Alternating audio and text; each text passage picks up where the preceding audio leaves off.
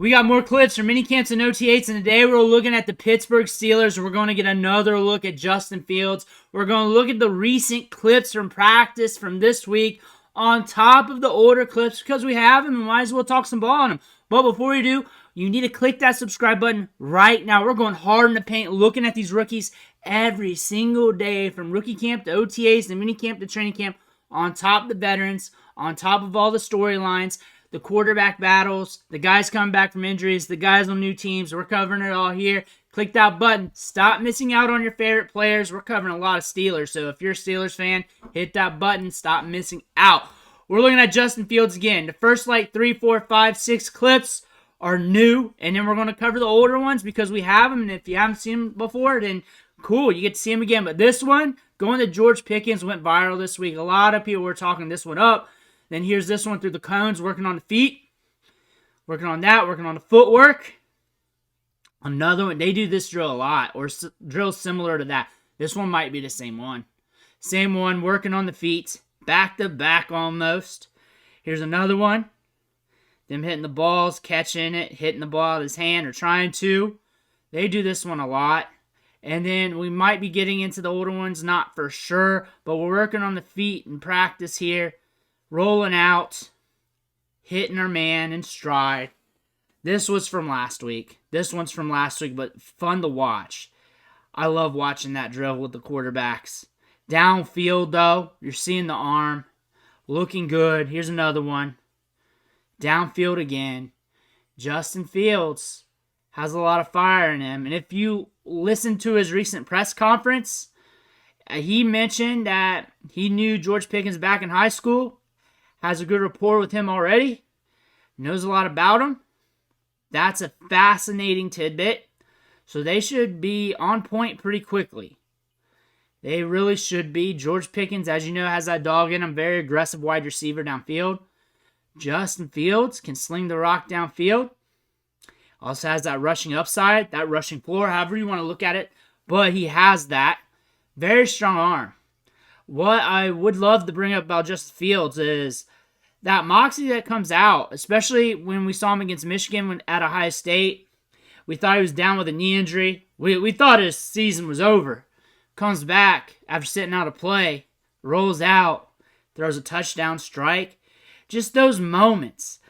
Can we tap into that? Can we tap into that consistently? Can we get that as a Steeler? What's going to happen with Russell Wilson? I imagine he'll probably win out and be the starter, but I'm not for sure. We'll know come training camp. We'll know more once the bullets are flying. But how's that going to look over a full season? Are they going to revert back to Fields? Once Fields gets his opportunity, what's that going to look like? What kind of leash is he going to have? All these questions are coming, and we don't have answers. Everyone's guessing, but we don't have answers for Justin Fields. I can say this about the Steelers. I've been saying this every week when I talk about Justin Fields. And when I talk about Russell Wilson, is they got two quarterbacks here that they can experiment with, that they can take a look under the hood, see what they got, see what they can work with on a cheap discount. And if one hits, that's great. If both play and exceed expectations, they may have to make a decision, but it's great. It's better than where they were. If it doesn't work out, then wash your hands. They're not out much. This is a great win-win proposition for the Steelers. They could just tread water, and it's probably still an upgrade for them. I imagine a lot of Steelers fans are going to mention that in the comments. I mentioned that last week. Justin Fields. I know what we saw in Chicago, and Chicago Bears, things didn't run too well on both sides, on both parties there, Fields and the Bears. However, we got a new system, a new chance, and we're playing behind or playing with a veteran quarterback to learn from. Maybe we step it up. Maybe we do. And what does that look like? What does it look like if Russell Wilson steps it up? How good do you have to be to really succeed in this offense? You got some different pieces here. You got two good running backs. You got George Pickens. They picked up Roman Wilson in the draft, who's a good separator with good speed. You got good tight ends. You got Freiermuth. You got Washington's huge. I want to see what he does in year two. I want to see if he steps it up. He's a huge athletic tight end. That could be a difference maker, running two tight ends. This team could do that and be nasty with it. That's something no one's talking about, but they got a giant at tight end that moves like a cat.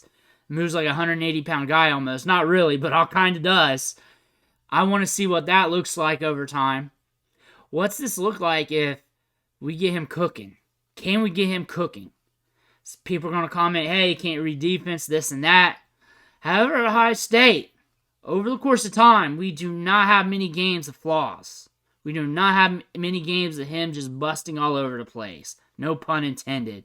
But with the Bears, we did have some up moments, and it was a weird offense. It was a weird scheme. They barely threw the ball at times. There's a lot of weird stuff in that scenario, so it's really hard. Or could he just be broken from that? That could happen too. But then you look at the upside here. Strong arm. Accurate downfield. We do have a history of him being a winner. We do have a history of him taking off with the football and running with it. We do have a history of him at Ohio State being able to scan defenses very well. We saw that because people highly debated that during draft season back in the day. And it was shown on tape that he can do it. It's out there. It's there. I mean, it's obvious. People will say he can't read defenses or whatever. But I don't think people really understand what goes on with that in the pre-snap reads, how much work goes on the chalkboard, and you got to prove yourself with that to even be able to play at Ohio State, to be able to do that, to be able to get on the field at the NFL level, just to get on the field. I don't think people understand how that works.